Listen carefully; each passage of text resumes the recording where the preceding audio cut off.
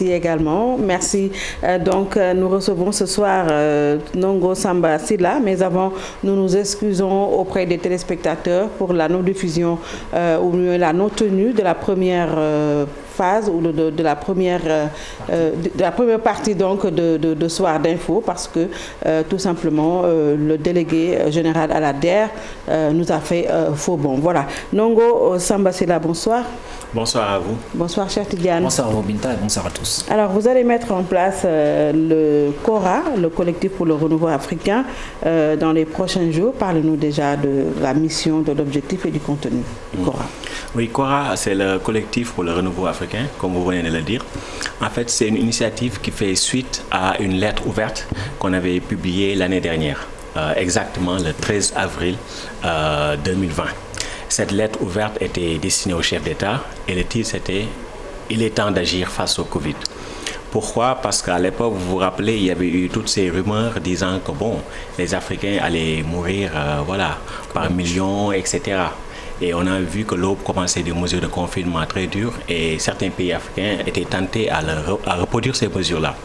Et donc, on a réuni une centaine d'intellectuels du continent à la diaspora pour signer une lettre ouverte. Donc, cette lettre ouverte a été initiée par deux de mes collègues, Aminia, qui est maintenant prof à l'université Mohamed VI au Maroc, Lionel Zebounou, qui est prof de droit à l'université Paris-Nanterre, et moi-même. Et donc, on a fait signer ça à une centaine d'intellectuels du continent à la diaspora pour dire, en fait, c'est une crise, mais c'est une opportunité pour changer de direction.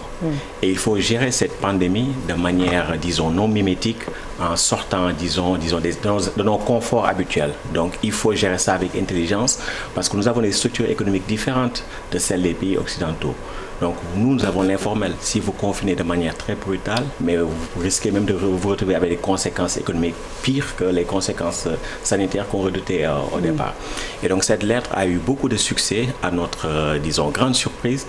Et on s'est tous dit que, bon, il ne faut pas rester là. Il faut quand même partir du noyau dur qu'on a pour essayer de former quelque chose.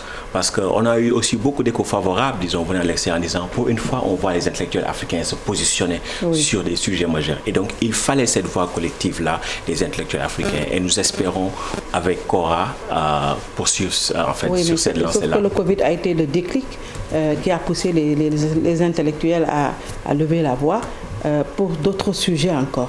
Tout à fait, tout à fait. Parce qu'il y a beaucoup de sujets en fait, le Covid a été un révélateur de beaucoup de choses, beaucoup de choses. La place de l'Afrique dans ce qu'on appelle, nous, désordre mondial, parce qu'actuellement, il n'y a plus de système mondial, on est dans un désordre mondial. On voit les problèmes, par exemple, pour avoir accès aux vaccins. On voit qu'il y a des différences de prix sur la zone géographique. L'Afrique n'a pas son propre vaccin, alors que des petits pays comme Cuba ont développé leur vaccin. Tout ça est inacceptable.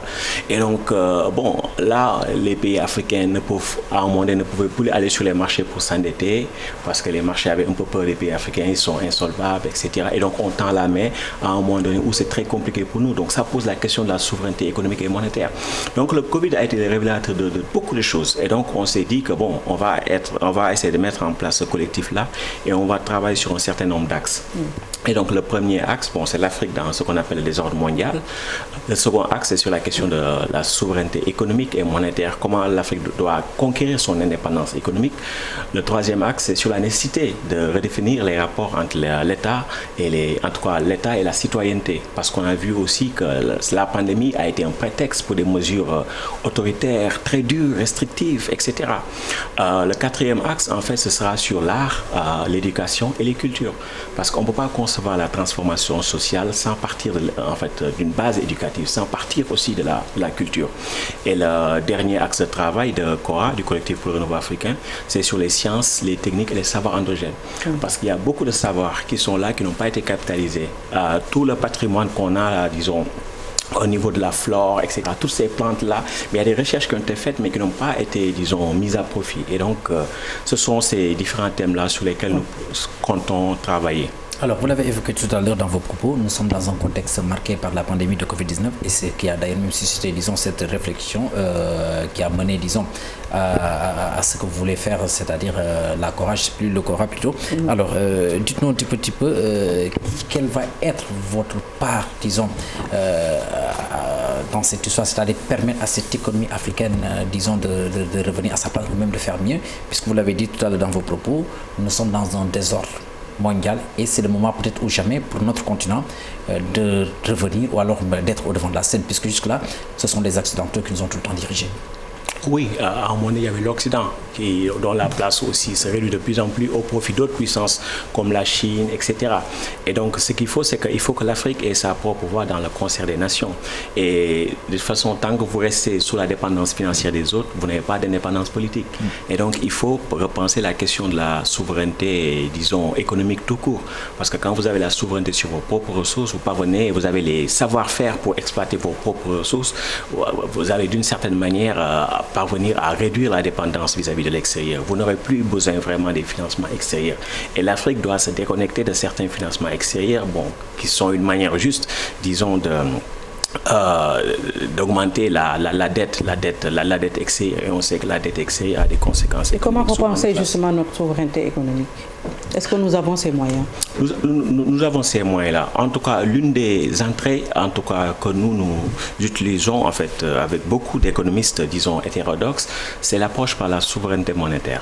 La souveraineté monétaire veut dire que quand vous êtes un État, vous émettez votre propre monnaie, vous n'avez pas de contraintes dans votre propre devise, parce que l'État est le monopoliste de sa devise. C'est-à-dire que quand vous émettez votre propre monnaie, disons le Naira, au Nigeria, vous n'avez jamais de contraintes en tant qu'État dans le Naira. Donc ça veut dire que toutes les ressources qui s'achètent dans votre propre monnaie, vous pouvez créer cela. Parce que l'argent dans le monde moderne, c'est des comptes crédits, donc c'est des chiffres.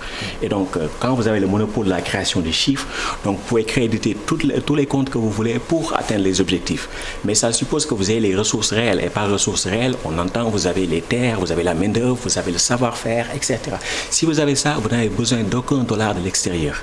Et donc, nous, notre perspective, c'est de dire qu'il y a des savoirs endogènes qui sont là, il y a des compétences qui sont là. Donc, créons un système tel que, avant d'aller chercher un dollar à l'extérieur, il faut d'abord partir de ce qu'on a. Et ça, c'est des choses qui sont tout à fait possibles. Quand on voit les choses que fait Cuba, un petit pays qui a été sous blocus pendant 50 ans, et on dit que toute l'Afrique n'en est pas capable. Mais cependant, les États africains, de manière isolée, ne faut pas se faire cela. Il faudra strictement aller vers ce qu'on appelle les blocs régionaux, par exemple. Tout à fait. Et ça, c'est la question du panafricanisme, et c'est l'un des débats, disons, lors du lancement de Cora. Donc, le lancement, ce sera lundi, ce sera du 12 au 17 avril, donc du lundi au samedi, de 15h à 18h GMT. Et donc, on a un site qui s'appelle coraafrica.org. Donc, Cora, CORA-FRIKA.org. Les gens peuvent s'inscrire pour des conférences en ligne, donc pendant cette période de 6 jours. Et donc, la première conférence, ce sera sur la place des intellectuels africains. Justement, est-ce que justement ces intellectuels africains n'ont pas pris trop de temps pour réagir, parce qu'on a vu ce qui se passe pas seulement en Afrique, mais également au Sénégal? Tout est en train de basculer pour que vous réagissiez enfin. Cette critique, d'une certaine manière, on peut dire qu'elle est juste parce qu'il y a une longue période de léthargie des intellectuels africains. Cela est vrai. Et donc, après aussi, une question qu'on peut se poser, mais c'est qu'est-ce qu'on appelle intellectuel? Bon, si on donne, moi, la définition de l'intellectuel que j'utilise, c'est celle d'Edward Said.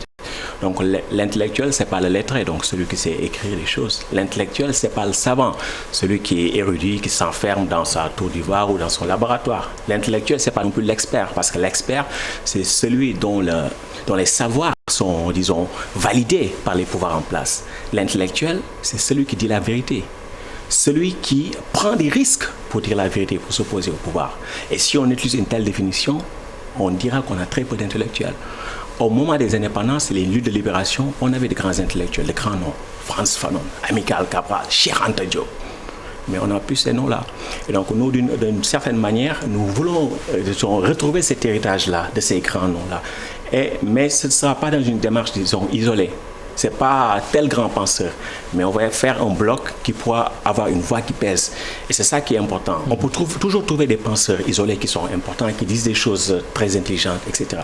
Mais il faut faire bloc. C'est pourquoi, symboliquement, on a choisi d'avoir cette première conférence-là, le rôle et les responsabilités des intellectuels. Et on a choisi des gens qui nous semblent incarner cette vision de l'intellectuel-là. Donc, on a un Sénégalais, Boubacar Boris Diop, qui est très connu, un journaliste qui a écrit sur le Rwanda, par exemple, et qui a été, disons, de nombreux combats. On a Issa Shifchi, qui a été professeur de droit, premier titulaire de la chaire Julius Nyerere à Tanzanie, qui a beaucoup écrit sur la question des intellectuels. La première dame, l'ex-première dame du Mali, Madame Adama Bakonare, aussi historienne, et aussi des collègues mozambicains qui seront là. Donc ça, c'est sur le rôle des intellectuels. Est-ce que la jeunesse va vous écouter? Parce que quand même, elle a trop attendu, elle a quand même pu supporter trop de choses. Vous avez vu ce qui est advenu dans notre pays. Là, récemment, ils ont déversé leur colère dans la rue. Est-ce que cette jeunesse n'a pas finalement pris son destin en main? Elle essaie de prendre son destin en main, mais elle a besoin de direction. Et pour avoir cette direction, il faut avoir, disons, être dans le bon paradigme. Depuis, disons, les indépendances, nous ne sommes pas dans le bon paradigme. Maintenant, nous devons discuter pour voir quel est le bon paradigme. Généralement, les gens opposent la pensée à l'action. Non, on ne peut pas opposer la pensée à l'action. Et d'ailleurs, Cabral, bon, il dit, voilà, la théorie de l'action, la théorie comme pratique. Donc, d'une certaine manière, on ne peut pas faire des choses sans réfléchir sur ce qu'on fait. Donc, la jeunesse a besoin de direction. Parce que si elle n'a pas de direction, mais bon, ça va être un peu, voilà, on gaspille des choses, etc. Ça tourne en rond, mais il n'y a pas de résultat concret. Et donc, on a besoin de direction dans différents domaines. Dans le domaine culturel, dans le domaine économique, dans le domaine politique, etc. Et ça, nous pouvons parvenir à trouver des choses, à avoir un paradigme qui marche pour notre continent. Est-ce qu'il y aura du temps pour ça? Parce que cette jeunesse, quand même, n'a plus le temps à des théories. Hein. Elle veut tout de suite et maintenant tout. Oui, mais ça, c'est une question aussi pour les politiques. Oui. Parce que vous n'ignorez pas qu'il y a toujours eu un hiatus entre les politiques et les intellectuels, les chercheurs, etc. Les politiques ont leur agenda, c'est être réélus, généralement, ou maintenir leur pouvoir. Alors que les intellectuels font leurs recherches, etc., produisent des idées et disent, voici ces idées-là. Mais les politiciens piochent pour voir ce qui les arrange en fonction de la conjoncture du mois. Donc, parfois, il y a des critiques qui sont faites aux intellectuels qui sont un peu injustes. Ce n'est pas leur rôle, disons, de dire qu'il faut prendre telle politique pour changer. Ils peuvent proposer. Mais généralement, les politiques ne suivent pas. Mais justement, j'allais en venir, parce que là, vous l'avez évoqué tout à l'heure dans vos propos. Moi, mon inquiétude, c'est que, est-ce que la réflexion que vous menez, les conclusions certainement que vous allez sortir, devront être en principe l'apanage des politiques qui décident, disons, de l'évolution, disons, de leur société différente. Est-ce que là, véritablement, avez-vous espoir justement de voir que ces politiques s'approprient, disons, les conclusions des travaux que vous comptez mener et de vos différentes propositions, justement? Bon, en tout cas, dans le collectif, c'est un collectif qui est très divers. On a tous les blocs linguistiques, francophones, anglophones, lysophones. On a beaucoup de compétences, je veux dire sciences exactes, sciences naturelles, sciences sociales, histoire, etc., les artistes. On a aussi des hommes politiques, intellectuels, progressistes qui sont là. Et donc, ces hommes politiques, femmes politiques, progressistes qui sont là, sont aussi des liens par rapport au monde de la décision politique, monde de la décision économique. Parce qu'il est important, disons, d'être à cheval, disons, entre la recherche d'un côté et de l'autre la décision politique, mais aussi de notre côté, tout ce qui est, voilà, mouvements sociaux, organisations de la société civile. Donc, il faut essayer de maintenir l'équilibre entre les deux. Donc, ce qu'il faut, c'est pousser pour des réflexions alternatives. Et je pense que, bon, déjà ça, c'est pas mal comme agenda, essayer de pousser pour que des idées alternatives, comme encore endogènes, qui sortent de l'Afrique, puissent être vulgarisées, disséminées et aussi puissent être défendues pour qu'elles puissent être mises en place au service des pays africains. Est-ce qu'aujourd'hui, puisque le temps n'attend plus, nous sommes dans un nouvel ordre mondial, même si l'autre ordre n'a jamais est toujours là, hein, on ne l'a pas encore ruiné totalement, l'autre ordre qui était là jusque-là, est-ce qu'il ne faudrait pas davantage mettre l'intérêt du peuple au centre des préoccupations? Oui, mais il faut toujours partir des préoccupations populaires. Mais si vous avez des systèmes politiques, économiques, culturels, qui portent toujours les legs du colonialisme, c'est-à-dire des systèmes, disons, à la base hyper élitistes, bon, ces systèmes-là ne peuvent pas porter les préoccupations populaires. Donc, il appartient aux intellectuels. Pourtant, ce système est toujours là. Oui, mais il faut... C'est le nouvel ordre dont je parlais tantôt. Oui, mais il faut porter des idées nouvelles. Parfois, c'est des idées qui étaient là, mais qui n'ont pas été mises à profit. Et donc, il faut redécouvrir tout ce patrimoine-là aussi, intellectuel, culturel. Les gens ont écrit des choses.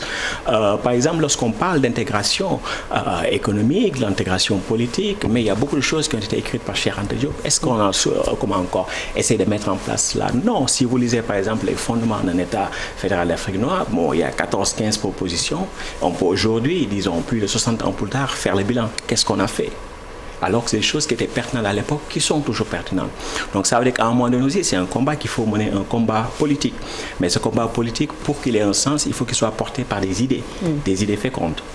Est-il facile d'arriver à cela, d'autant plus que nous savons que tout ce que nous faisons, en tout cas, nous le faisons à l'image de l'Occident, en tout cas pour la plupart des États, et ceux-là qui se sont mis, je veux nommer par exemple l'exemple du Mozambique, qui s'est battu véritablement pour essayer d'avoir son indépendance, mais derrière, on a vu ce que cela a créé comme difficulté avec, disons, l'expropriation, disons, des terres aux Blancs, et cela véritablement a pratiquement amené le pays au chaos. Est-ce que véritablement vous pensez qu'au moment où nous sommes, il peut y avoir, disons, des solutions par rapport à ce que vous dites, et que cela soit adapté, par exemple, par ceux-là qui décident? C'est que je pense que nous sommes arrivés à un moment historique où nous n'avons plus le choix. C'est-à-dire, on a essayé beaucoup de choses qui n'ont pas marché. On n'a pas vraiment pris notre destin en main. Et là, chacun nous dit, non, nous ne pouvons rien pour vous. À la limite, ce que nous intéresse chez vous, c'est vos ressources. Donc, l'Afrique sans les Africains. Donc, il est temps de nous déterminer. Il suffit juste de voir comment les vaccins ont été distribués. Donc, de petits pays, voilà, avaient des quantités de vaccins 2 fois, 3 fois supérieures, par exemple, à ce qui a été distribué pour tout le continent. Donc, ça veut dire que ça, nous ne pouvons pas l'accepter. On ne peut pas donner comme prétexte que nous n'avons pas d'argent, nous n'avons pas les ressources, etc. Quand un petit pays comme Cuba peut faire ça, ça veut dire qu'un continent comme l'Afrique, 1,3 milliard d'habitants, pourrait le faire. Mais ça demande un certain leadership, ça demande un certain dévouement, mais ça demande aussi que les idées fécondes, les idées, en tout cas, qui permettent d'aller de l'avant, puissent être portées. Un changement de paradigme, comme vous l'avez dit tout à l'heure. Changement de paradigme. Ouais. Alors, est-ce que pour redonner à l'Afrique quand même sa dignité, il va falloir passer par une révolution pacifique? Ça dépend. Retour au panafricanisme. Oui, le panafricanisme, c'est une option incontournable. Parce que quand on dit panafricanisme, au départ, c'est un projet de libération de l'être humain. Et de manière générale. De l'homme noir, la femme noire, mais de l'être humain de manière générale. Et donc le panafricanisme, c'est la solidarité entre les peuples africains pour faire face, disons, aux défis communs qu'ils ont. Et au moment des indépendances, c'était la lutte pour que la conquête de l'indépendance ne se traduise pas par une fragmentation politique qui donne lieu, disons, à des formes renouvelées de colonialisme. C'est que, comment appeler néocolonialisme. Malheureusement, c'est ça qui s'est passé. Et donc, actuellement, on est à une période qui, pour moi, qui dépasse le néocolonialisme, qui est beaucoup plus, vicieuse que le néocolonialisme. Parce que c'est la logique, disons, abstraite du capital, qui consiste à mettre les peuples en compétition partout. Et même on peut avoir des capitaux africains, exploiter d'autres peuples africains, etc. Donc on a dépassé le stade d'une certaine manière du néocolonialisme. On est à une forme beaucoup plus vicieuse. Donc ça demande en fait qu'on puisse analyser toutes ces situations-là, mais ça demande du recul, ça demande un travail sérieux. Et ce travail sérieux-là ne peut pas être mené, je veux dire, tout le temps en étant, dans certaines choses. Donc il faudrait que les gens puissent se réunir, puissent être au calme, faire certaines choses, débattre entre eux et pouvoir porter ces idées-là. D'où la nécessité, disons, de cette connexion organique avec les masses, mais aussi avec les décideurs politiques pour leur dire, ce que vous faites, c'est pas bon parce que maintenant, vous étiez dans tel paradigme, on a dépassé cela. Alors, est-ce qu'aujourd'hui, pour renverser la tendance, il ne faudrait pas changer tout le système de fond en comble? De manière fondamentale. De manière fondamentale. C'est sûr que l'histoire ne fonctionne pas comme ça. Je veux dire, à chaque fois qu'on parle d'une révolution, c'est une partie qui change. Mais pas de table rase, comme on dit. Oui, table rase, non, parce que ça supposerait des conditions tellement chaotiques qu'il serait difficile de s'en relever. Mais ce qu'il faut, c'est, on l'espère, c'est de manière rationnelle, en fait, conduire le changement de manière rationnelle, progressive, démocratique. C'est très difficile. Mais c'est ça, en fait, le rôle que les intellectuels peuvent jouer. Est-ce que les gens seront aussi patients à attendre pendant tout ce temps? C'est ça aussi le problème, d'autant plus qu'on a vu une jeunesse c'est plus ou moins pressée. Tout à fait. L'éveil des consciences, les lanceurs d'alerte, on ne croit plus aux politiciens et tout. Mais en fait, la bonne nouvelle, c'est que dès qu'on sera sur le bon chemin, les progrès peuvent être, disons, exponentiels.